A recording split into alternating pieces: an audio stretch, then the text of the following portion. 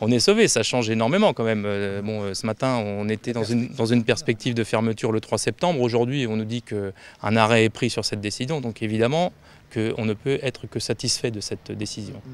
À quelques jours du coup près, l'annonce a finalement été faite ce matin.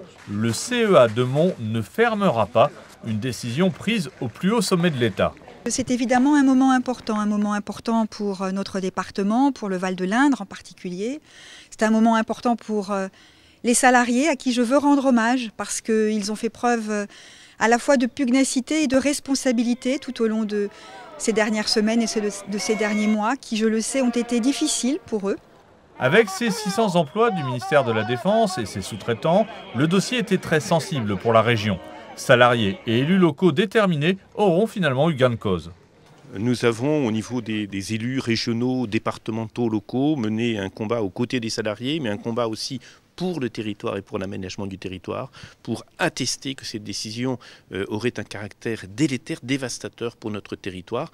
Maintenant, nous, ce qui nous importe, c'est de construire l'avenir avec tous les partenaires, chose qu'on avait demandé dès le départ, et qu'on puisse envisager un avenir serein pour le RIPO, qui mérite de mettre en valeur toutes les compétences qui sont détenues par les salariés. L'ensemble du dispositif de la dissuasion nucléaire française fera l'objet d'une étude pour la loi de programmation de 2020.